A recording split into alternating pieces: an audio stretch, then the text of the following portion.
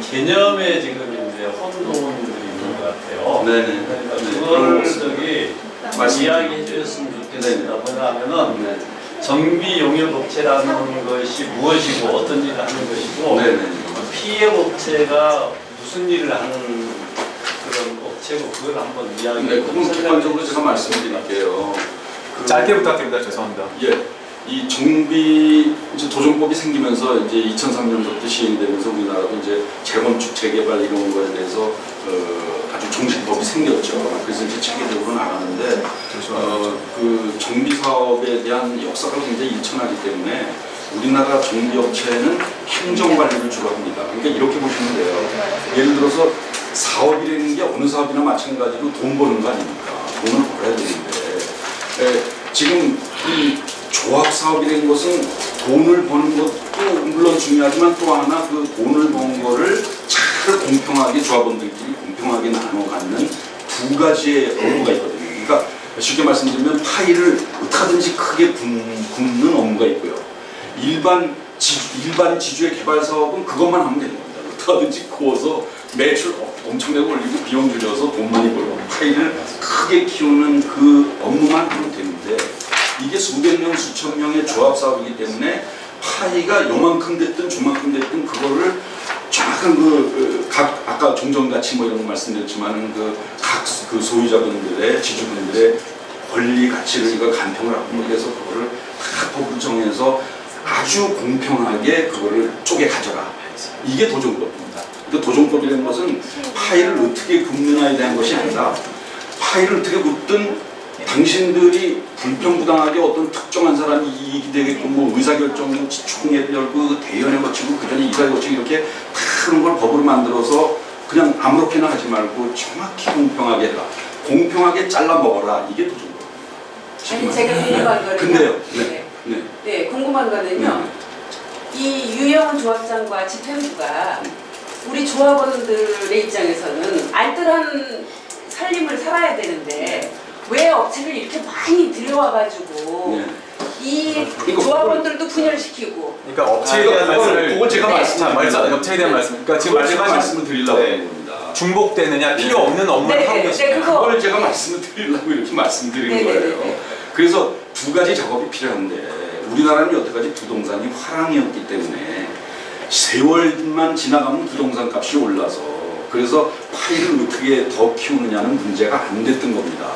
죄송한데 시간의 문제 때문에 신의성실이라고 가정을 하고 간략하게 근데 이제 선진국에서는 그러니까 수익 관리하고 이 수익 관리하고 행정 관리 두 가지를 다 중요해서 하는데 우리나라는 수익 관리는 안 해도 그냥 잘라먹는 거 이것만 신경 쓰면은 가만히 둬도 파이가 커지니까 부동산이 화랑이 때문에 그래서 문제가 안 되는데 이제부터는 그게 문제가 돼서 이 정비 업체도 선진국의 정비업체처럼 사업관리, 수익관리도 하고 정비관리, 행정관리도 해야 되는 겁니다. 근데 우리나라에는 그런 업체가 없습니다. 그래서 우리나라의 정비업체는 행정관리하고 구청 다니면서 뭐 이 서면 넣고 이런 걸 하는데 정말 설계 여기 계시지만 설계하고 같이 일하면서 설계도 돈이 되게끔 하고 이런 사업관리를 해야 되는데 저희는 감히 말씀드리는 게 원래 저희가 정비업체로 출발하는 게 아니라 사업기획관리로 출발하는 거고 제 전공도 그렇고 그렇기 때문에 사업관리도 할 수 있다는 게 저희의 장점이라고 감히 말씀을 드리고요. 우리나라 정비업체는 사업관리는 하는 데가 물론 없고 그냥 이 행정관리를 하는 겁니다. 그리고 다른 업체에 대해서 제가 말씀드리는 것보다도 다 정비업체들이 행정관리를 했던 거고요. 저희는 사업관리도 할 수 있다 이렇게 주장합니다. 아니 그러니까 그거는 다 이해가 되는데 지금 우리 조합의 현 상황에서 지금 사실은 아까도 처음에 말씀하셨지만 규모도 그렇게 크지 않은 사업인데 이렇게 여러 개의 업체가 필요한 상황인지 그걸 규모가 엄청나게 큰 저희 엄청 큰 규모예요. 이게 대기업이 하는 일입니다. 이게 이게 그러니까 사업의 특성을 조금 아셔야 돼요. 재개발 재건축이 아니거든요. 여기는 재건축 아시잖아요. 공동주택 재건축. 그런 거는 어떤 기획이나 어떤 PM이나 이런 부분이 들어갈 이유가 없어요. 사실 거기는 이제 정비업체하고 크게 이제 설계업체하고 이런 정도 들어가면 되는데 여기는 도시환경 정비 사업이거든요. 그래서 여러 가지 기획이나 지금 피라 같은 업체가 더 필요하다는 말씀이시네요. 그래서 그래서 파크든 아니든 간에 네네. 거기도 필요하고요. 네네. 예, 설계 필요하고 여기의 특징상 저희가 PM 업체가 필요하다는 거죠. 그러니까 이렇게 말씀 예. 결론적으로요. 네네. 저희는 사업기획 관리를 30년 동안 400여 건을 했고요. 네네. 그리고 도정법에 의한 정비 사업도 40여 건을 했기 때문에 정비업체 일도 할 수 있고요. 사업관리도 할 수 있기 때문에 파크앤시티를 정비업체로 하시면서 정비 행정관리는 거기다 맡기시면 되고요. 아니면 저희한테 그것까지 맡겨주셔도 되고 저희한테는 그냥 사업관리만 맡기셔도 되고 그건 여러분들께서 결정하시면 됩니다. 업무는 다릅니다. 두 가지를 다 하실 수 있으시다는 얘기. 저희는 지금도 그러니까 그 개념에 대해서 PM 업체는 무엇을 하는가에 대해서 설명을 해주시면은 우리가 낫죠. 지금 이런 걸 다 하는 겁니다. 국방부 다 뛰어다니고. 예. 네. 그러니까 정비 용역업체는 행정 업무를 주로 전반적으로 전문적으로 다루는 네, 서류 만들. 그거를 이제 저 정비 업체라는 것은 그런 걸 전문으로 하는 데고 PM 업체는 사업계획 관리를 하게 되면요. 예를 들어서 설계부터 시작해서 그런 행정 업무 플러스 네. 그런 돈이 더 되겠군요. 산업시설의 분양 또는 이제 분양이라든지 뭐 기획이라든지 설계 시대에서부터 설계업 그러니까 죄송합니다만은 설계업체를 다 익혀가면서 합니다. 상업시설의 경우는 왜냐하면 주택 설계라는 것은 아파트 50층 올리면 예를 들어서 아파트 30평짜리 그러면은 30평짜리 설계해서 그걸 그냥 복사를 하면은 그냥 그게 설계가 되는 거예요. 세계적인 그런 PM 업체들이 어디가 있습니까? 그러면 뭐 세계적으로 백테리라든지 뭐 이런 데 일본에서는 어디가 있습니까? 일본은 뭐 우리나라에 몰이라든지 뭐 도쿄 부동산이라든지 우리가 들어와서 우리나라에서 그런 PM으로 했던 저 그런 건설 PM을 그냥 외국 업체가 PM을 하는 건 어렵고 설계도 왜 기획 설계는 외국 업체가 하지만 실시 설계는 현재까지는 다 PM을 하지 못했는데요. 우리가 앞으로 한국에서 PM을 하겠다고 합니다. 네. 근데 그거는 산업시설에 한해서입니다. 저기 저 DMC 거기는 저 대성연탄 거기는 어디까지 했습니까? 모르겠어요. 컨설팅만 했습니다. 컨설팅. 네. 그럼 이제 분당에 지금 판교에 알파돈 시티 컨설팅만 했습니다. 기획만 했죠. 외국 업체가 여기서 뭐 대관 업무 이런 것까지도 하기는 뭐. 그래서 제가 보면은 우리 이런 조합원님들이 그런 저 기본 개념에 대해서 혼돈이 있기 때문에 예. 거기에서 많이들 서로가 그렇게 감론을 하게 되고 거기에서 서로 이제 그래서 아까 네, 맞습니다. 그래서 아까 말씀드렸다시피 예를 들어서 평택 신도시 개발을 하는데 그걸 전략적으로 해야 되겠다고 해서 일본 노무라한테 맡긴 거고요.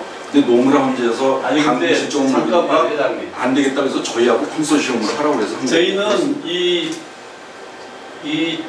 우리 그 회원들 간에 이제 그 문제가 되는 것이 이런 MD 업체가 엄밀히 따지면 PM 업체인데 MD 업체가 이렇게 들어와서 이렇게 이런 일을 하는 것 자체가 좀 전에 말씀하셨지만은 그런 경비를 쓸데없이 이중으로 이렇게 또 드리고 그렇기 때문에 비경제적이다. 왜 키라라는 MD 업체가 들어와서 그런 돈을 이렇게 비경제적으로 많이 들이고 이렇게 하느냐? 저희가 다른 데도 이렇게 합니다. 그래서 그거는 이런 조합이라든지 이런 데하고 결탁이 돼서 그렇게 문제 그런 것 때문에 그러지 않느냐 하는 것들이 이제 이야기를 하는 거예요. 그래서 그런 것들에 대해서 우리가 그 정확하니 알아야 되고 알아야지만 이렇게 저 사업을 해나가구나 하는 것을 이제 알 거 아니에요. 그러면은 MD 업체들이 다른 곳에서도 다른 사업장에서도 그렇게 MD 업체라는 것이 그렇게 들어와서 보편적으로 보편적으로 이런 그런 일들을 해나가는가 하는 거를 객관적으로 증명을 해줄 수 있는 그런 것들을 제시를 해주면은 이렇게 해나가는구나 하고는 알 거 아니에요. 근데 전혀 모른다는 거죠 지금. 모르기 때문에 말들이 많다는 거죠 이것이. 그래서 싸움을 하고. MD 업체가 설명할 게 아니고 설계사가 설명할 게 많이 들었습니다. 중립적으로 말씀드릴게요. 만약에 한강로 사업장이 여기 부광동 뉴타운에 있는 사업장처럼 아파트하고 단지 내 상가만 있다고 한다면 MD 업체 지금 현재 안 붙어도 됩니다. 사업시행관에서 시공사 붙어서 그 다음에 착공 들어가면은 아파트 분양 때리고 거기서 90% 이상의 매출을 올릴 겁니다. 계약되면은. 그리고 공사하다가 1년쯤 남겨놓고 상가 분양 때리면 또 다 나갈 거예요. 리스크가 없습니다. 그런 데는 그 MD 필요 없어요. 근데 여기처럼 40%나 되는 비주거시설, 더군다나 단지 내 상가 정도가 아니라 업무시설, 뭐 호텔, 뭐 여러 가지 복합시설이 있는 경우에는 MD가 필요합니다. 왜냐? 이거는 처음에 사업 시작할 때부터 금융사나 시공사가 이 비주거시설 물량은 40%지만 금액에 대한 물량은 이게 50%가 차지하는데 이거를 분양에 대한 어떤 리스크를 해지하지 않고서는 들어오질 않기 때문에 미리 맞춰놓고 그 사람들 불러야 오니까 미리 맞추려니 MD가 필요한 거예요. 그에 대한 사례는 말씀하셨다시피 알파돔 했습니다. 그리고 저는 저기 의평뉴타운 그 알파로스 복합 개발했습니다. 그런 것들 대부분 주거는 한 40% 정도밖에 안 돼요. 나머지 비주가 50%, 60% 이렇습니다. 그런 것들을 저도 저 모리사하고 같이 했어요. 저기 알파로스 같은 경우는 뭐 비용 많이 줬습니다. 그래서 모리사의 하이브리드 쇼핑몰에 대한 개념을 도입해서 설계해가지고 이런 것도 내고 다 했습니다. 왜 그렇게 하겠습니까? 미리 팔아먹을 수 있게끔 사전에 선분양 해놓지 않으면은 금융 PF가 일어나지 않기 때문에 그렇게 한 겁니다. 여기도 한건 똑같습니다. 그걸 해결하기 위해서 미리 있는 겁니다. 그리고 이제 제가 잠깐 말씀드리면 실제로 저희가 반포의 그 주공 1단지 한 4,000세대 되는데요. 거기가 아파트가 주로고 단지 내 상가보다는 좀 개념이 크지만 그게 한 25,000평 상가가 됩니다. 거기 정비업체가 따로 있습니다. 신한이라고요. 근데 따로 저희가 계약을 해서 MD 관리를 하고 있습니다. 그러면은 무슨 그런 사례가 몇 개 있습니다.